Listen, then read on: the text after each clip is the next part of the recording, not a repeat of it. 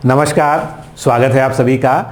आज के interview session में आज का हमारा जो मॉक इंटरव्यू है, जो हम लोगों ने यूपी पीसीएस 2024 का मॉक इंटरव्यू का कार्यक्रम आयोजित किया था, उसमें आज आप देखने जा रहे हैं सुषमा यादव जी का मॉक इंटरव्यू, जिन्होंने रैंक 13 हासिल की है, एसडीएम की पोस्ट हासिल की है। सुषमा जी को बहुत बहुत बधाई, शुभकामनाएं। और आप लोग ये इंटरव्यू देखिए, ये हमारे जो है स्टूडियो में रिकॉर्ड किया गया है, बिल्कुल नेचुरल तरीके से जो है इंटरव्यू है, और किस तरह से इन्होंने कुशलता से पूरा इंटरव्यू दिया और किस तरह से इनका चयन हुआ, ये सारी बातें आप जो है इस इंटरव्यू को देख के समझ जाए। तो मित्रों, अगर आप भी पीसीएस परीक्षा की तैयारी करना चाहते हैं, हमारा लक्ष्य बैच चल रहा है, लक्ष्य सीरीज चल रही है, साथ में फाउंडेशन कोर्स चल रहा है। अब ये सर्टिफाई भी हो गया है कि डिकोड एग्ज़ाम पूरी तरह से पीसीएस के लिए प्रिपेयर है। हमने पहली बार फुल फ्लेज्ड कोर्स अपना लॉन्च किया था और उसकी वजह से इतनी सफलता हमको देखने को मिली। अभी आप ज्वाइन करिए, दिसंबर में एग्ज़ाम है आप लोग का, चाहे प्रीलिम्स का, चाहे प्रीलिम्स प्लस मेंस का, और केवल टेस्ट सीरीज ज्वाइन करनी है तो आप टेस्ट सीरीज भी ज्वाइन कर सकते हैं। सुनहरा अवसर है, ज्वाइन करिए, साथ में जुड़िए और पढ़िए, आपका भी चयन होगा। हम पूरा प्रयास करेंगे, हम लोग मिलकर जो है इस अभियान में आगे बढ़। और ये जो नंबर्स आपको दिख रहे हैं, व्हाट्सएप नंबर्स, इन पे आप कॉल करके किसी भी समय जो है आप बात कर सकते हैं। व्हाट्सएप के माध्यम से भी जो है आप बात कर सकते हैं। काउंसलिंग की अगर आपको ज़रूरत है तो स्पेशली आप इस नंबर पे कॉल करिएगा, हृदय सर जो है आपसे बात करेंगे। तो चलिए शुरुआत करते हैं इस वीडियो की। तो शुरू करते हैं। सबसे पहले मैं चाहता हूं कि आप जो है पैनल को अपना संक्षिप्त परिचय दें, जिसमें आपको अपना नाम बताने की आवश्यकता नहीं है। आप अपने बारे में, अपनी हॉबीज़ के बारे में और अपना एकेडमिक जो आपका बैकग्राउंड रहा है वो थोड़ा सा हम लोग को बताएं ब्रीफ में। जी सर। सर, मैं उत्तर प्रदेश के मऊ जिले की निवासी हूँ। मैंने अपना ग्रेजुएशन दीनदयाल उपाध्याय गोरखपुर यूनिवर्सिटी से 2016 में केमिस्ट्री सब्जेक्ट से कंप्लीट किया है। उसके बाद बनारस हिंदू विश्वविद्यालय से 2018 में मैंने पोस्ट ग्रेजुएशन की डिग्री ली है, और उसके बाद मैंने बीएड भी की है, और मेरी हॉबी किचन गार्डनिंग है। परास्नातक में आपका क्या सब्जेक्ट था जो है? केमिस्ट्री था सर। केमिस्ट्री था। तो आपने जो ये केमिस्ट्री की पढ़ाई की है ग्रेजुएशन से लेके पोस्ट ग्रेजुएशन तक, तो इसके पीछे आपने क्या सोच थी, मतलब कि केमिस्ट्री आपने क्यों चुना था उस समय? सर, स्टार्टिंग से ही मुझे जैसे कि जब मैंने पढ़ाई शुरू किया था तो सर साइंस जो स्ट्रीम थी मुझे उसमें इंटरेस्ट था उस टाइम पे। उसमें ग्रेजुएशन के दौरान हमारे सब्जेक्ट जूलॉजी, बॉटनी, केमिस्ट्री तीनों थे, लेकिन उस टाइम पे जो कह सकते हैं कि लकीली एक टीचर हुआ करते थे हमारे ऑर्गेनिक केमिस्ट्री से, उनसे मैं बहुत ज़्यादा प्रभावित थी। अच्छा। सर, इस वजह से मैंने उसको लास्ट ईयर में रखा, और बाद में मैंने उससे अपना पोस्ट ग्रेजुएशन भी उससे कंटिन्यू किया। अच्छा।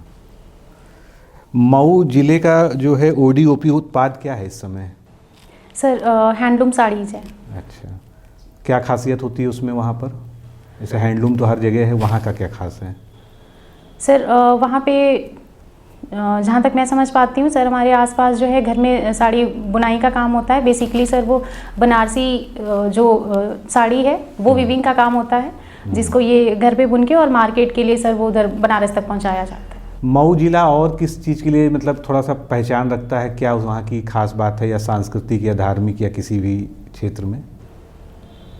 सर, मऊ में अगर हिस्टोरिकल सिग्निफिकेंस उसका देखेंगे तो हम पाते हैं कि मुगल मध्यकाल में ऐसा प्रमाण पाया जाता है कि शेरशाह सूरी भी यहाँ पे एक बार उनका आना हुआ था, और अकबर भी प्रयागराज की यात्रा के दौरान यहाँ पे अकबर ने एक बार हॉल्ट लिया था। अच्छा। और सर, यहाँ पे जहाँ तक धार्मिक उसकी बात है, परिवेश की, तो यहाँ पे मुस्लिम कम्युनिटी ज़्यादा है। अच्छा। जी सर। और सर, यहाँ पे एक बाकी हिंदू कम्युनिटी भी है। शीतला माता मंदिर एक है, जिसको उत्तर प्रदेश गवर्नमेंट जो है हर राज्य में जो वहाँ की जो धार्मिक स्थल हैं जिनको चिन्हित करके विकसित किया जा रहा है, उसमें शीतला माता मंदिर को भी चिन्हित किया गया है। और सर, राष्ट्रीय स्तर पे राष्ट्रीय बीज भंडार भी मऊ में स्थित है। उत्तर प्रदेश में कई सारे पर्यटन के सर्किल हैं, जिसमें आध्यात्मिक धार्मिक पर्यटन है, तो क्या मऊ किसी भी पर्यटन सर्किल में कनेक्ट होता है? सर, जहाँ तक मैं याद कर पा रही हूँ डायरेक्टली तो नहीं, लेकिन ये जो सरकार की, जैसे मैंने बताया कि उनकी नीति है कि लोकल जो भी पर्यटन स्थल है चिन्हित करके उन्हें अपग्रेड करना है, तो उसमें शीतला माता मंदिर इंक्लूडेड है। उत्तर प्रदेश की जो शासन व्यवस्था है वर्तमान जो है, इसमें सर्वोच्च ब्यूरोक्रेट कौन होता है? सर जहाँ तक मैं अवेयर हूँ, कैबिनेट सेक्रेटरी। अच्छा, और उसके नीचे फिर क्या कौन कौन से पद आते हैं? सर सॉरी सर, मैं इसे एक बार ये पदानुक्रम देखूंगी। अच्छा ठीक है। अभी रिसेंटली जो है उत्तर प्रदेश की आर्थिक समीक्षा आई, तो कहा जा रहा है कि आर्थिक समीक्षा सभी राज्यों की नहीं आती, उत्तर प्रदेश ही ऐसा एक राज्य है जो आर्थिक समीक्षा भी प्रस्तुत करता है। उसमें उत्तर प्रदेश के बारे में बताया गया कि उत्तर प्रदेश कई मामलों में पूरे देश में प्रथम स्थान पे है। तो क्या कुछ आप जैसे उत्तर प्रदेश के कुछ उत्पाद हैं या उत्तर प्रदेश की कुछ और जो है ऐसी योजनाएं हैं या किसी में 4-5 आप मुझे ऐसे बताइए चीज़ें जिसमें उत्तर प्रदेश प्रथम स्थान रखता हो देश में। जी सर। सर जैसा कि आर्थिक समीक्षा में दर्शाया गया है कि जो प्रमुख विभिन्न खाद्य उत्पाद हैं जिसमें हमारे चावल है, गेहूं है, आलू है, आंवला है, इन सब में उत्तर प्रदेश प्रथम स्थान पे है। उसके साथ ही सर जो विभिन्न सरकार के द्वारा सामाजिक उत्थान की योजनाएं चलाई जा रही हैं, जैसे कि स्वास्थ्य क्षेत्र में आयुष्मान कार्ड बनाने में, जिसमें कि आर्थिक समीक्षा के अनुसार 5.2 करोड़ लाभार्थी हैं जो इनरोल्ड हैं उसके अंतर्गत। और सर इसके साथ ही ये कन्या सुमंगला योजना के तहत भी हमारे यहाँ महिलाओं की इनरोलमेंट उसमें भागीदारी। तो क्या कन्या सुमंगला योजना पूरे देश में लागू है? सॉरी सर, ये उत्तर प्रदेश की योजना है। अच्छा, मैं मिस कर गई। तो कन्या सुमंगला योजना जो है महिला सशक्तिकरण की दृष्टि से आप उसको कैसे देखती हैं? कैसे इम्प्रूवमेंट ला रहा है वो हमारी महिलाओं के बीच में? सर कन्या सुमंगला योजना वर्तमान सरकार के द्वारा चलाई गई महिला उत्थान में एक बहुत ही महत्वाकांक्षी योजना है, जिसके तहत सरकार की जो प्रमुख उद्देश्य हैं जिन पे काम किया जा रहा है, जैसे कि महिला जो बाल भ्रूण हत्या है, बालिका भ्रूण हत्या है, उसको एक उसमें रोकने का काम है। दूसरा सर उनकी शिक्षा को सुदृढ़ करने के लिए सरकार समय समय पे वित्तीय संसाधन प्रोवाइड करा रही है। और इसके साथ ही सर हायर एजुकेशन तक भी जो वित्तीय सुविधा पहुंचाई जा रही है, इससे कहीं ना कहीं महिलाओं का जो सर ये आत्मनिर्भर बनाने की दिशा में एक बहुत ही महत्वपूर्ण पहल है। अच्छा, कुछ क्या आपको ऐसा याद आ रहा है कि आपने पढ़ा है कि उसमें कितना रुपया दिया जाता है पूरा एक बच्ची को जो है उसकी पूरी एजुकेशन या पूरा उसका लाइफ लॉन्ग जो है कितना रुपया दिया जाता है? जी सर। सर जहाँ तक मैं याद कर पा रही हूँ, इसमें सर 25,000 रुपये देने का प्रावधान है, जिसको 6 किश्तों में दिया जाता है। अच्छा, एक टर्म बहुत पॉपुलर होता है मुफ्त की रेवड़ी या फ्रीबीज जो है, ठीक है? तो आप देखती हैं पूरे देश में अलग अलग जगहों पे चुनाव होते हैं। बिहार में चुनाव हुआ तो वहाँ पर कुछ नई घोषणा किसी ने कर दी कि हम जीतेंगे तो ये देंगे, और इसका जो है हमारा जो मतलब हमारी राजकोषीय स्थिति है उस पर बहुत बड़ा प्रभाव देखने को मिलता है। जी सर। अब आप देख रही हैं कि जैसे मुफ्त राशन वाली योजना चल रही है, कोरोना के समय शुरू हुई, अभी तक चल रही है, ठीक है? तो आप इसको कैसे देखती हैं? क्या ये चीज़ें सही हैं, मुफ्त में चीज़ें देनी चाहिए, या ये केवल ये पॉलिटिकल स्टंट जैसा है? ये किस तरह से आप देखती हैं इसको? सर भारत जिस तरह का देश है जहाँ पे सर हमारे यहाँ पॉवर्टी रेशियो जो है थोड़ा ज़्यादा है, तो सर ऐसे में इस तरह की जो योजनाएं हैं इसके दोनों तरह के लाभ हैं, दोनों पक्ष हैं। एक तरफ हानि है तो दूसरी तरफ लाभ भी इसके कहीं ना कहीं है। हाँ। तो सर जैसा कि अगर इसके लाभ पक्ष की बात करें तो इससे कहीं ना कहीं जो मार्जिनलाइज्ड सेक्शन है या जिन्हें वास्तव में बेसिक जो हमारी ज़रूरतें हैं उस पर अगर ये मुफ्ती कह लें तो भी उनका कहीं ना कहीं इससे सर एक उनके लिए बेनिफिशियल ही जाता है। और सर अगर नेगेटिव तौर पे बात करें तो इससे क्या होता है कि जो वर्तमान में जो पद पे आसीन जो हमारी सरकार है सर, ये जो है उनकी जवाबदेही कहीं ना कहीं इससे थोड़ी सी कम होती है, क्योंकि बेसिकली जो राज्य उत्थान का काम है या लोगों का, ये हमारे इसके लिए सरकार हम चुन के देते हैं, ये उनका काम होना चाहिए। और इससे सर कहीं ना कहीं ये वोट कल्चर जो है, वोट बैंक बढ़ाने की राजनीति के तौर पे भी इसे देखा जा रहा है। और सर इससे जो है कि जो फ्री एंड फेयर डेमोक्रेटिक के प्रिंसिपल हमारे रहे वो कहीं ना कहीं हैम्पर होते हुए इससे दिखाई देते हैं। और इस संबंध में सुप्रीम कोर्ट भी समय समय पे राज्य सरकारों को एक नेगेटिव कैनोनेशन के तौर पे कमेंट करते आए हैं कि ये कल्चर जो है रुकना चाहिए। अच्छा, अभी एक रामसर स्थल जो है उत्तर प्रदेश का नया जोड़ा गया है, स्वीकृत किया गया है, क्या आप याद कर पा रही हैं उसका नाम क्या है? सर मैंने पढ़ा था इस संबंध में, लेकिन अभी फिलहाल मैं नाम याद नहीं कर पा। तो जितना आपको याद है कि उत्तर प्रदेश में कितने रामसर स्थल हैं जो रामसर साइट्स के रूप में चिन्हित किए गए हैं? सर अभी जो हाल ही में शामिल हुआ है उसको लेके कुल 11 रामसर साइट उत्तर प्रदेश में चिन्हित हैं। एक जो है मुख्यमंत्री सामूहिक विवाह योजना यहाँ पर चलती है उत्तर प्रदेश में, तो अभी रिसेंटली बजट में घोषणा की गई है कि उसकी जो पुरानी धनराशि थी उससे बढ़ाकर उसको जो है बढ़ा दिया गया है। जी सर। तो ये कितना कर दिया गया है? सर अगर आप कहें तो मैं इस पे अनुमान लगा सकती हूँ। हाँ हाँ, बताएं बताएं। सर जो पहले प्रावधान था सर उससे डबल किया गया है जो भी था, और अगर पिछले 7 वर्षों से आकलन कर रहे हैं तो शायद सर इसमें 7 गुना राशि की वृद्धि की गई है सर। फिलहाल मैं यही याद कर पा रही हूँ इस संबंध में। उत्तर प्रदेश गौरव सम्मान अभी वितरित किया गया है उत्तर प्रदेश दिवस के अवसर पर, तो 5 मशहूर हस्तियों को उत्तर प्रदेश की दिया गया है। जी सर। क्या आप जो है मतलब किसी का भी जिसका आपको नाम रिकॉल हो पा रहा हो वो बता सकती हैं कि कौन कौन लोग उसमें शामिल हैं और वो किस फील्ड से हैं? सॉरी सर, मैंने ये न्यूज़ पढ़ा था लेकिन व्यक्ति विशेष के तौर पे मुझे याद नहीं है, मैं इसे ज़रूर देख लूँगी। श्री अन्न क्या होता है?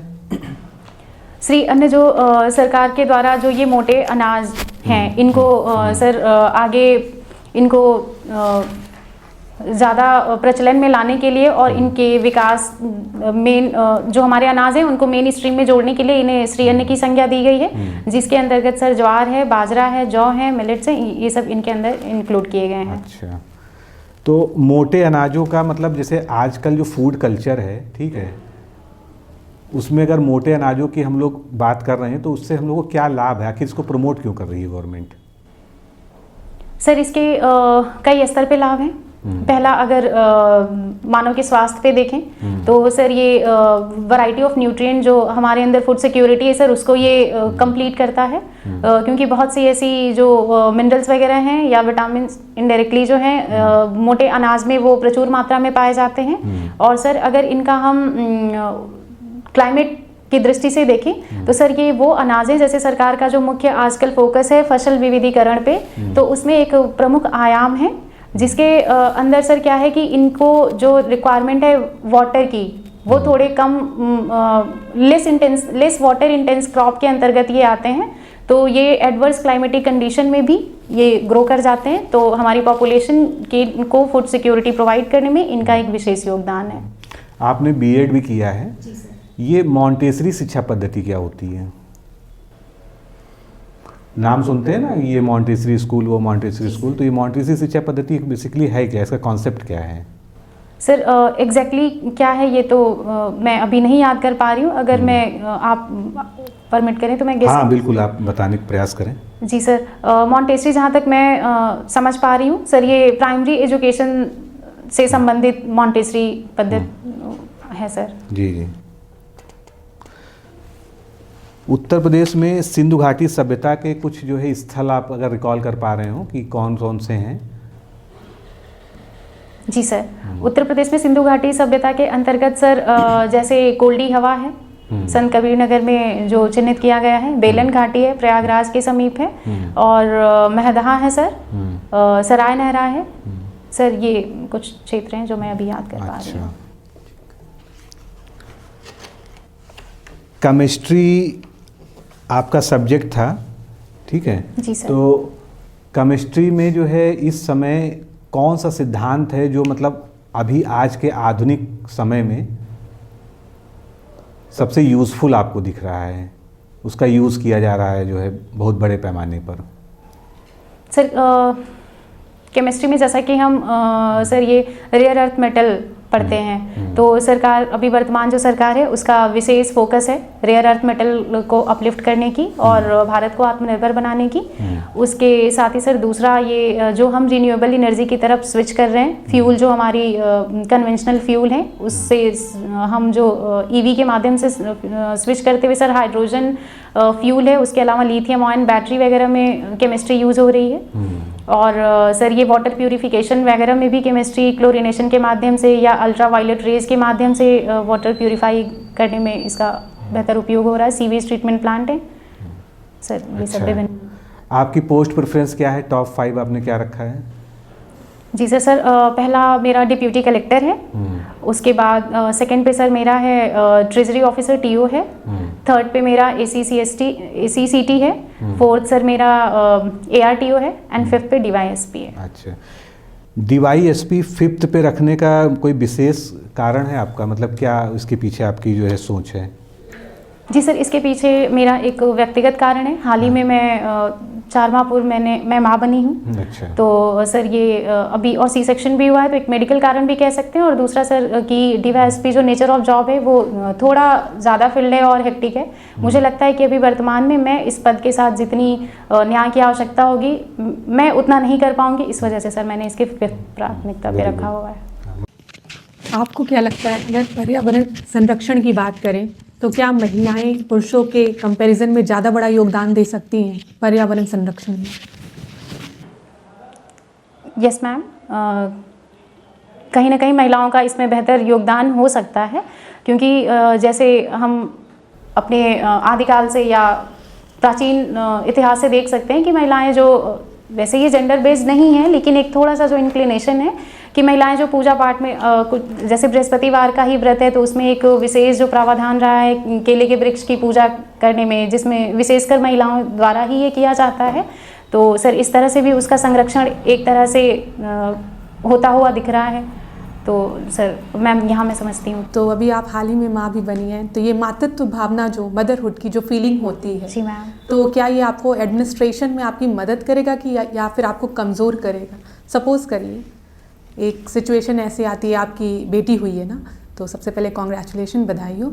तो उसकी तबीयत मतलब थोड़ी सी ख़राब है, थोड़ा सा इसको उसमें मत लीजिएगा, और आपको अभी ऑफिस जाना बहुत ज़रूरी है, घर पे कोई भी नहीं है, तो इस सिचुएशन को आप किस तरीके से हैंडल करेंगी?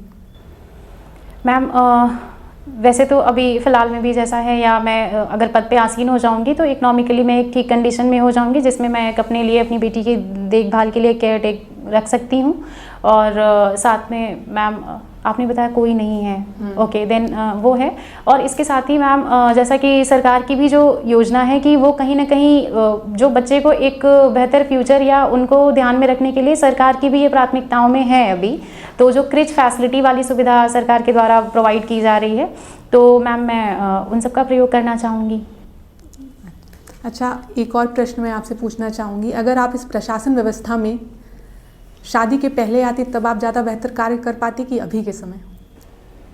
मैम जहाँ तक मैं समझ पा रही हूँ कि अभी शादी के बाद मैं बहुत सारे विभिन्न अन्य पहलुओं को भी मैंने इधर फेस किया है, तो मुझे लगता है कि एक्सपीरियंस मेरा कहीं ना कहीं पहले की तुलना में बेहतर ही हुआ है, जो प्रशासन में एक बेहतर तरीके से ही उपयोग मैं कर सकती हूँ। उदाहरण के तौर पे अगर मैं कहूँ तो हाल ही में माँ बनी हूँ, तो एक जो फीलिंग ऑफ कंपैशन जो अभी मेरे अंदर आई है, तो वो समाज के जो मार्जिनलाइज सेक्शन है, जो गवर्नमेंट के द्वारा भी टारगेटेड हैं, फीमेल और बच्चे जो सेंट्रिक हैं, तो मुझे लगता है कि उनके संबंधित जो भी जैसे प्रसव के दौरान इंस्टीट्यूशनल डिलीवरी वाली हो गई या उनके न्यूट्रिशन से संबंधित जो योजनाएं हैं या बच्चों पे जो हैं, तो मैं उधर ज़्यादा बेहतर अब ध्यान ज़्यादा दे पाऊँगी।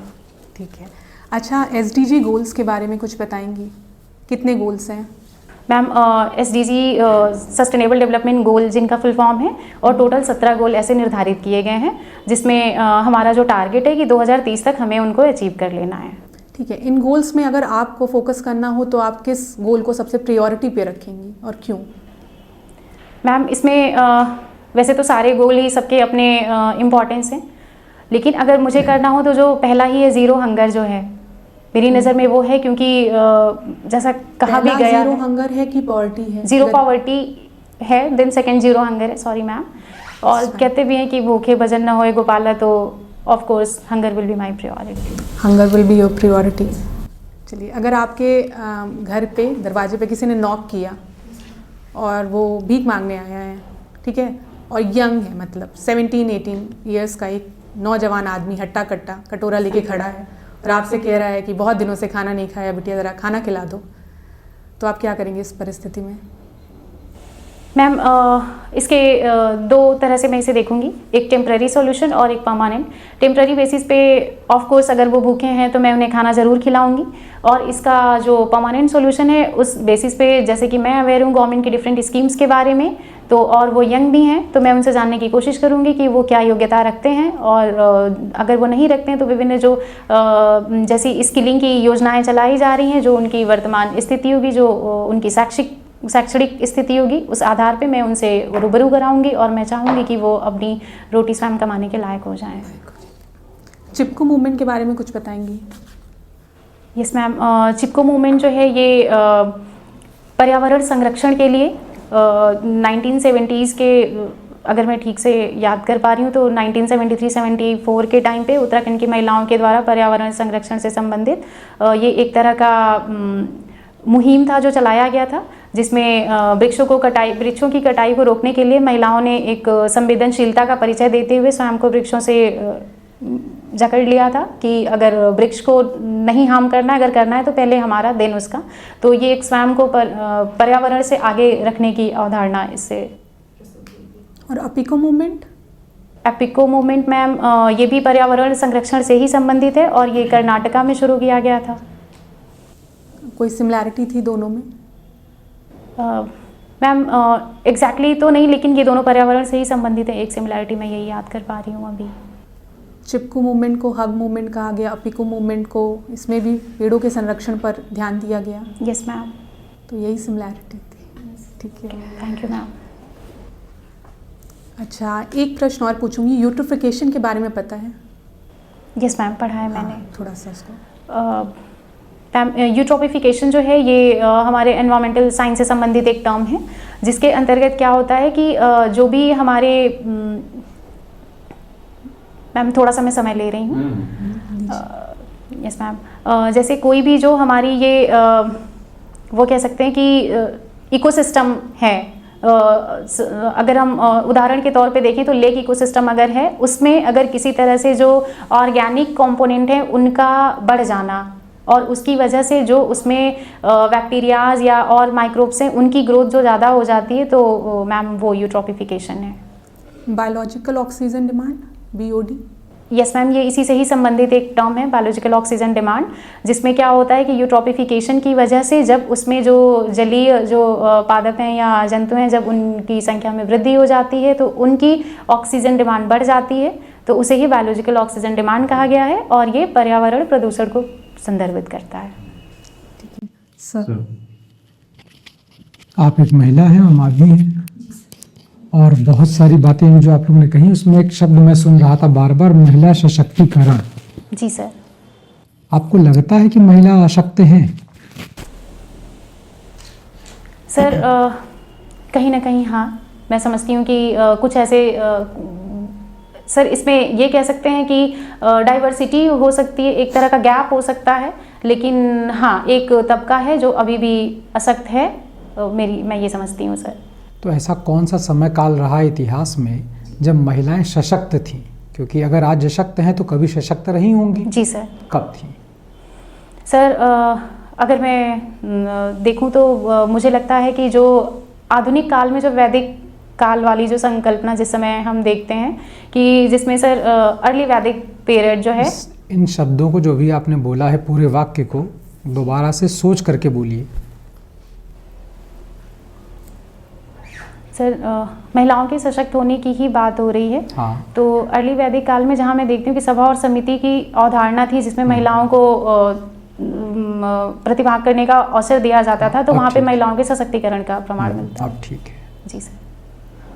तो अर्ली वैदिक एज में जो सशक्त महिलाओं के कुछ नाम मिलते हैं, आपको ध्यान में है कौन कौन सी महिलाएं हैं जिनका नाम आता है वेदों में 10वें मंडल में?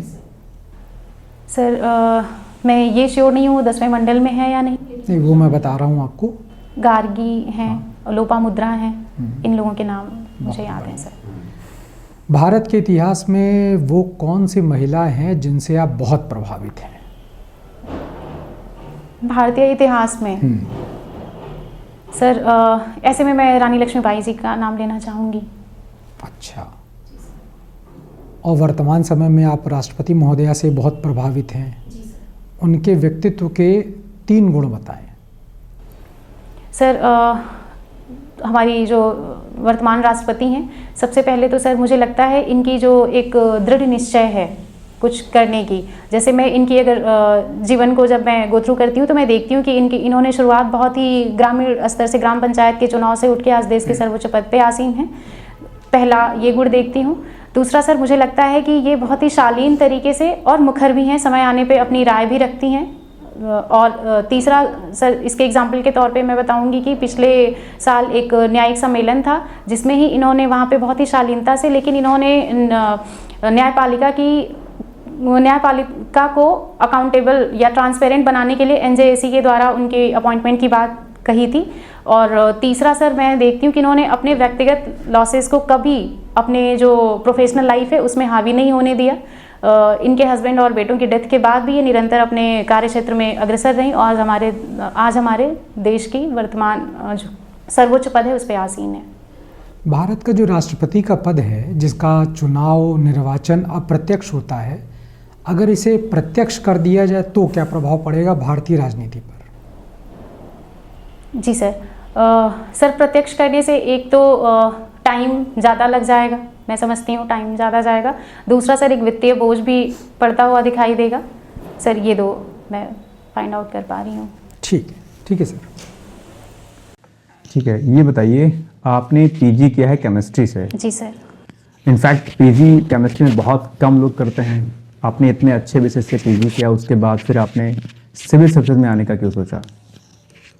सर केमिस्ट्री से मुझे एज सच कुछ नहीं था। केमिस्ट्री में मैं इनफैक्ट मैं सोच भी रही थी आगे पीएचडी परस्यू करने का, लेकिन मेरे कुछ व्यक्तिगत कारण थे जो कि पीएचडी में सर 5.5 साल से ज़्यादा ही समय लग जाता, जो उस समय मैं थोड़ा उतना कंफर्टेबल नहीं थी उसके साथ। और सर उसके साथ ही ये रही बात सिविल सर्विसेज में आने की, तो उस तैयारी के दौरान ही मुझे कुछ सीनियर से मुझसे ऐसे मिलना हुआ और तब मैं इससे रूबरू हो पाई। तो जब मैंने इस सिलेबस को गो थ्रू किया तो मुझे लगा कि ये डुएबल है, मैं कर सकती हूँ, तो मुझे ज़रूर प्रयास करना चाहिए। और सर प्रयास के दौरान ही पहले ही प्रथम अटेम्प्ट में ही सर थोड़े नंबरों से रुकी और सेकंड में 2022 में मैंने इंटरव्यू भी दिया, तो इससे मेरे आत्मविश्वास में वृद्धि हुई। और सर अभी भी मैं इंटरव्यू दे रही हूँ और 2025 का मेंस भी दूंगी।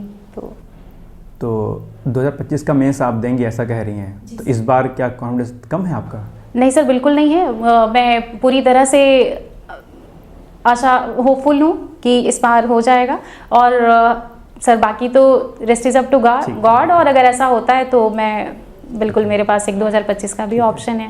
ओके। अच्छा, ऐसा कहा जाता है कि जो महिलाएं होती हैं बहुत भावुक होती हैं, तो एक भावुक अधिकारी क्या एक अच्छा प्रशासक बन सकती हैं, ऐसा लगता है आपको?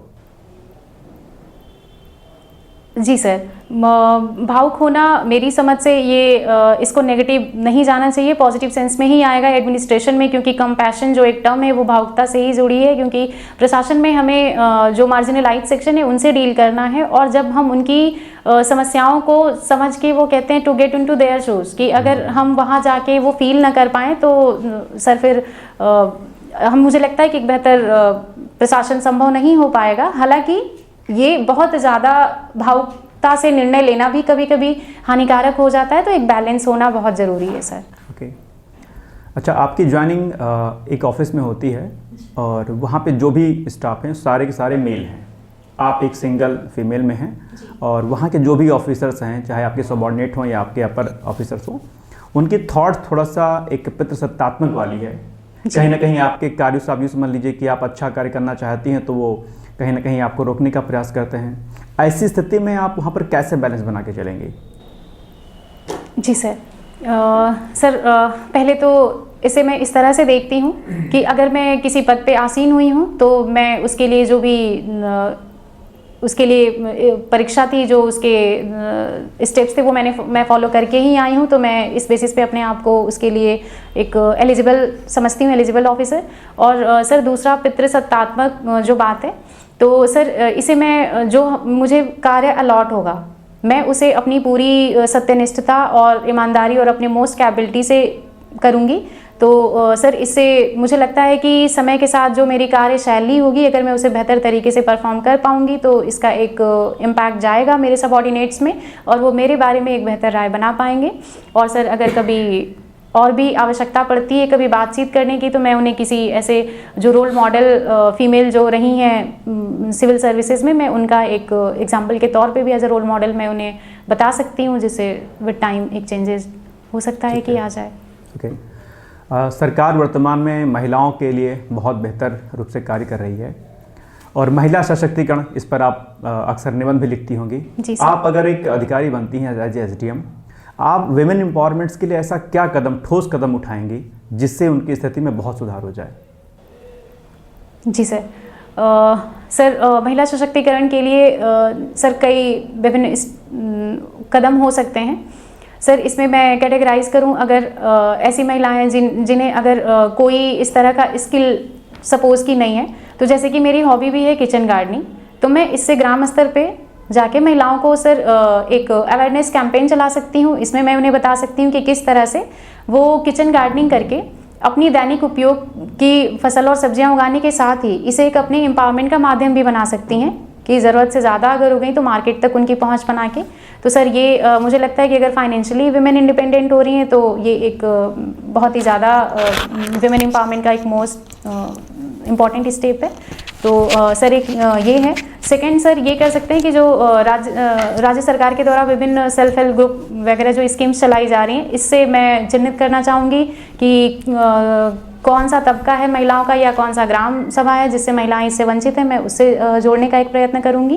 तो सर ये है, ये सारे स्टेप्स। अच्छा, अगर महिला एक वेल एजुकेटेड है, ठीक है, तो आपको लगता है कि कोई महिला बहुत वेल एजुकेटेड है तो उसके साथ आगे कोई ऐसी समस्या नहीं आ पाएगी? ऐसा कहा जाता है कि अगर महिलाएं एजुकेटेड हो जाएं अपने आप में तो वो सशक्त हो जाएंगी, अपने आप में एम्पावर हो जाएंगी। ये लगता है आपको, या इसमें भी कुछ ऐसा डेटा आ रहा है आपके सामने कि नहीं भाई महिलाएं शिक्षित तो हैं लेकिन उनके बाद भी बहुत सारे केसेस ऐसे आते हैं जहाँ पर उनके साथ बहुत सारे बड़े अत्याचार होते हैं?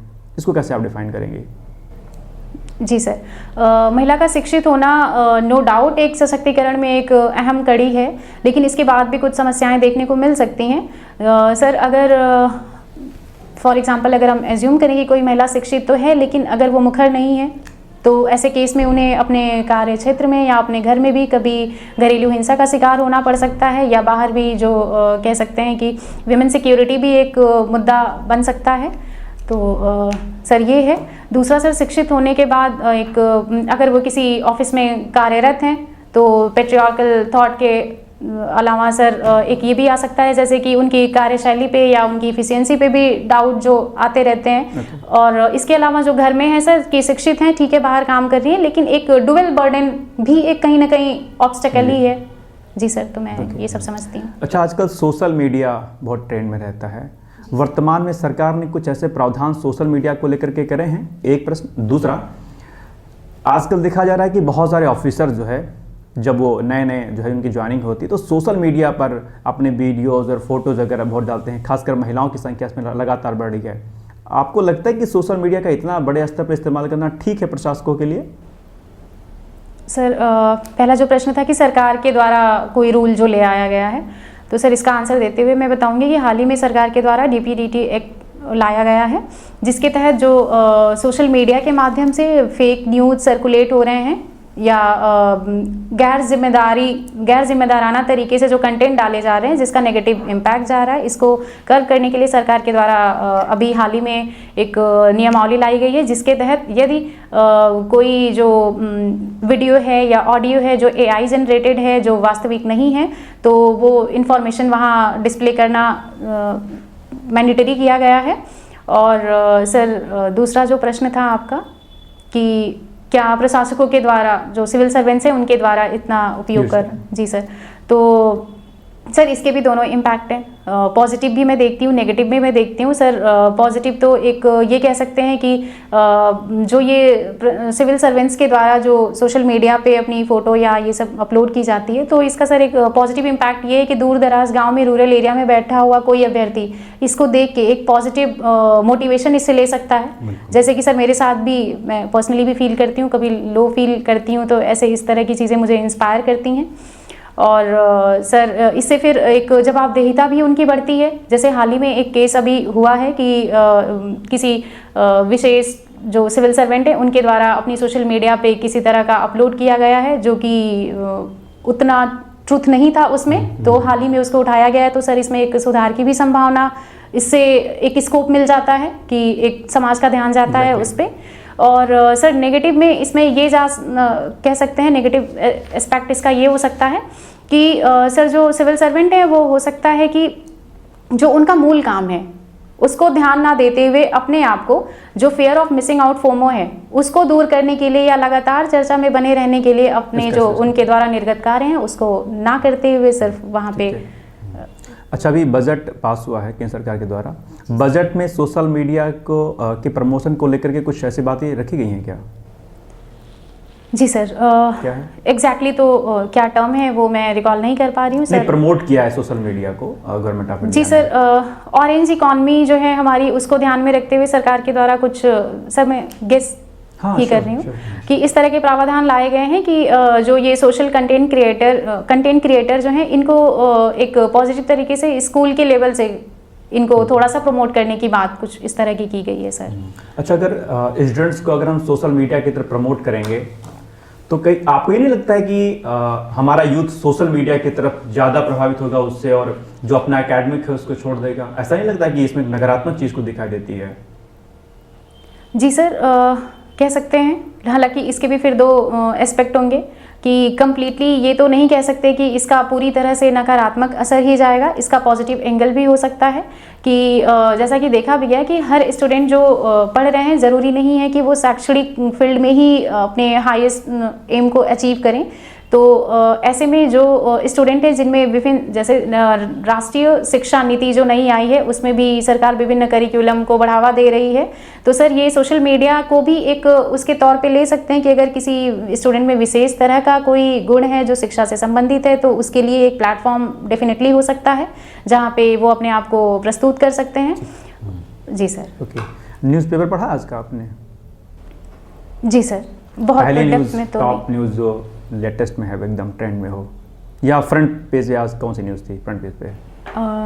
सर जो मैंने पढ़ा है उसमें ये है कि जो पीएमओ ऑफिस है उसका नाम चेंज करके सेवा तीर्थ कर दिया गया है। क्यों किया गया, मतलब इसका क्या रीज़न है, क्या फ़ायदा हो जाएगा इसका नाम चेंज करने से? हालांकि सर वर्तमान सरकार नाम चेंज को लेकर के बड़े बड़े प्रावधान करती रहती है, कभी किसी शहर का नाम, आपको लगता है कि नाम चेंज करने से इसका विकास के साथ कोई संबंध है, या कई बार तो इस पर वाद विवाद भी होते रहते हैं? कितना सही, कितना तर्कसंगत है ये नाम बदलना, किसी भी संस्था का नाम, किसी शहर का नाम बदलना? जी सर, सर जैसे कि नाम बदलना जो है ये जैसा कि हमारे प्रधानमंत्री ने ही आज कोट किया हुआ है, उनका ही स्टेटमेंट मैं कहना चाहूँगी कि वो कहते हैं कि ये विकसित भारत का जो संकल्प 2047 का, ये सिर्फ हमारी बातों में नहीं, हम कहाँ से काम कर रहे हैं वो हमारी इमारतों में और हमारी कार्यशैली में भी प्रतिबिंबित होना चाहिए।